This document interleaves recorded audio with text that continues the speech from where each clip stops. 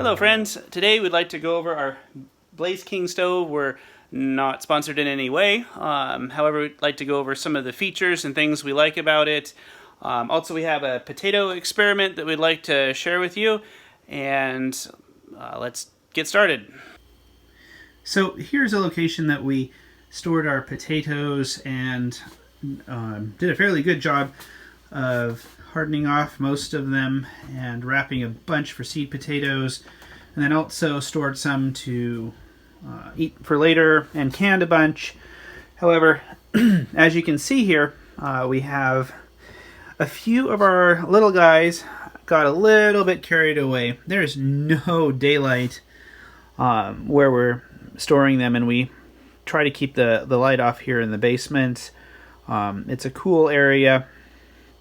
Humidity should be correct for storage, but it looks like just the regular light, even from the blocked window, which has a heavy curtain on it, still life prevails.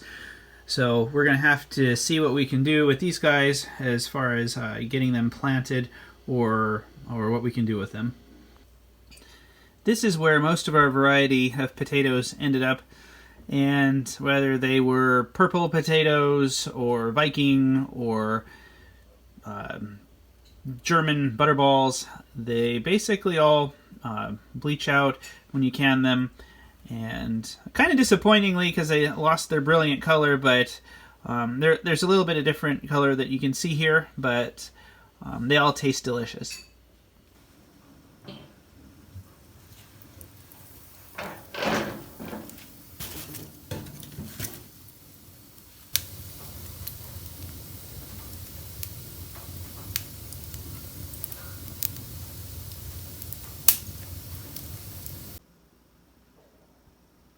So this is a Blaze King Princess stove. It's one of the first things that we had installed, just because it really is the heart of the house. With the cold weather and the fact that winter is coming, and with snow and such, we really needed something that was going to be reliable and efficient and all of those things. Originally, there was a original 1978 fireplace, and in the 80s there was an insert, and we had the bricks and such removed from the hearth. And as you can see, we also had a little bit of issue finding the flue, but that's where that got installed for the stovepipe. But this is a very efficient stove, and it's something that if we need to, we can cook on. We also have the non-electric fan, which just works on the Peltier theory. So when the heat transfers from the stove, it basically generates a little bit of electricity, which will then run the fan, which supposedly gets it about 38% more efficient blowing out in the middle of the room. But we do find that it does move the air around the stove quite a bit. We do have the electric blower. We haven't had to use that, but we haven't really gotten down much below freezing.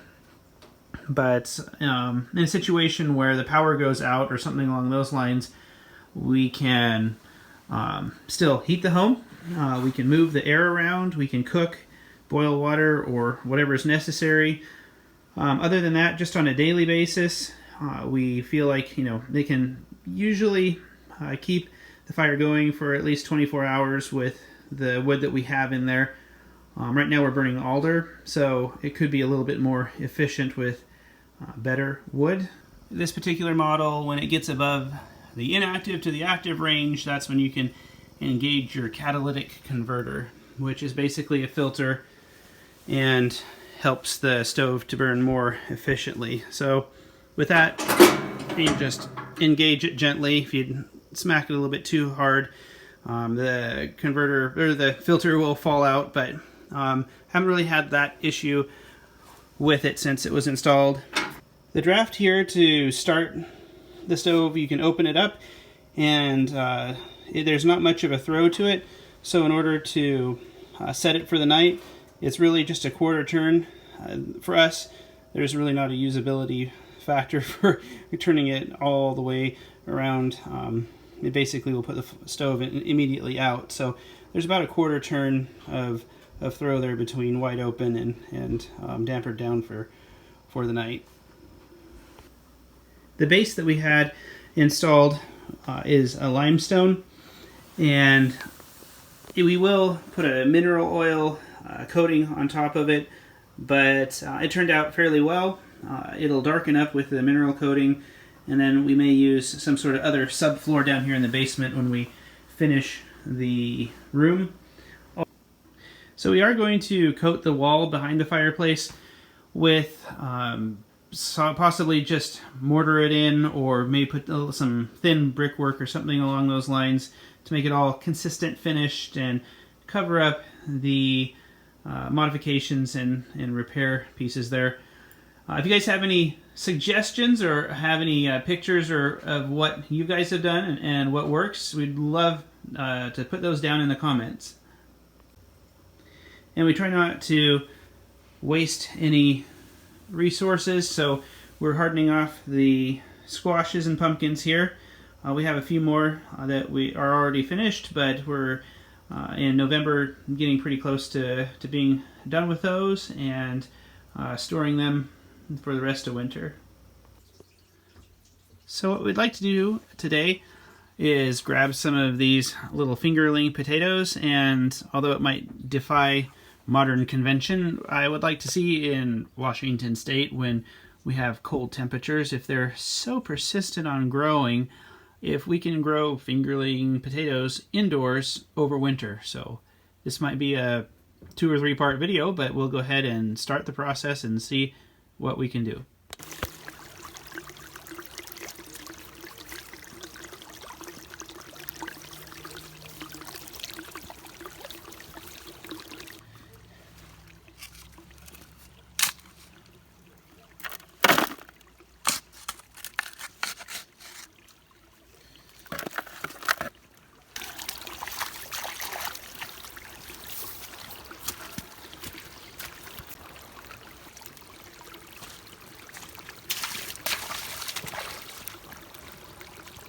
So we have our fingerling potatoes, and obviously they're pretty persistent on growing. So in a lot of situations like this, when you plant them in the spring, you're supposed to cut off all the other eyes. And a lot of times when they have eyes, supposedly there's a concentration of chemical that may not be good for ingestion in large quantities, but you can do your own research on consuming facts. For us, we're going to go ahead and plant these guys in wintertime and just see indoors how far we can get and if this experiment is going to work or not. So we don't endorse or recommend any particular type of soil amendments, but this is organic and so are the potatoes, so we're trying to always grow that way when we can. So let's go ahead and grab a few handfuls of this. Okay. So for our experiment, we'll go ahead and mix in a little bit of this.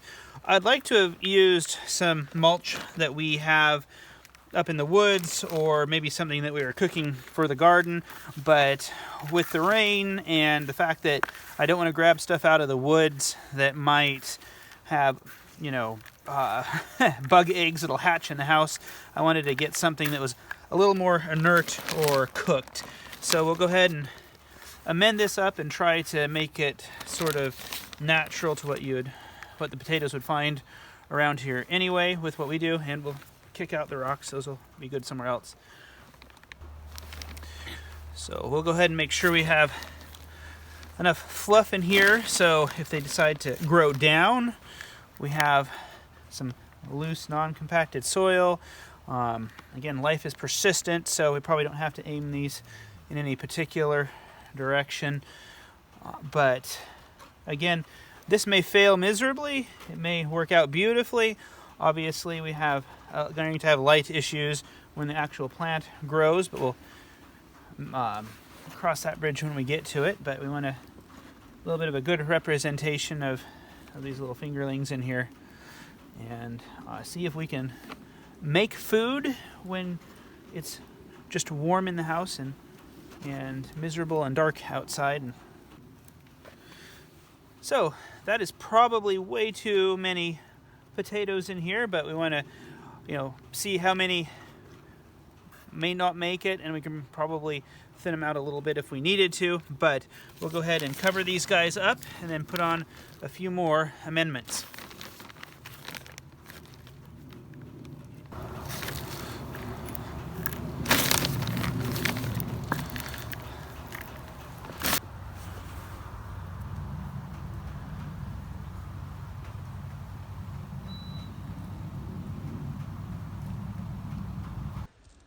We had some natural burning here of some limbs and stuff that created a little bit of ash. So inside here we have some concentrations of decayed ash, and we're going to grab some of this as an amendment for the potato experiment. So I'm not so worried about biochar and such things today, although we have a little bit of that in there.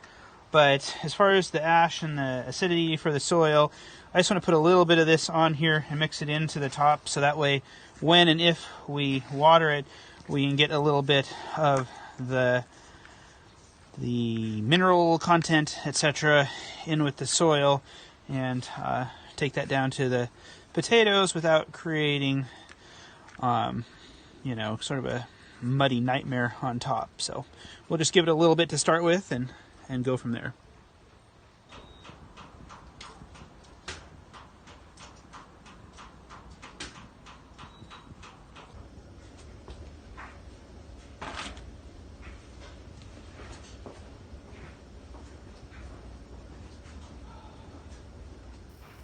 So to wrap things up, this will be the potato experiment and see if we can get these fingerlings to grow. It's wintertime, and obviously sunlight's going to be an issue. We'll see what we can do about that. We might change the distance from the stove for heat. There's a lot of forward heat being blown away, but there's not a lot of side heat. But we'll see what happens, and we'll keep you guys updated. If you have any suggestions, please feel free to leave those in the comments.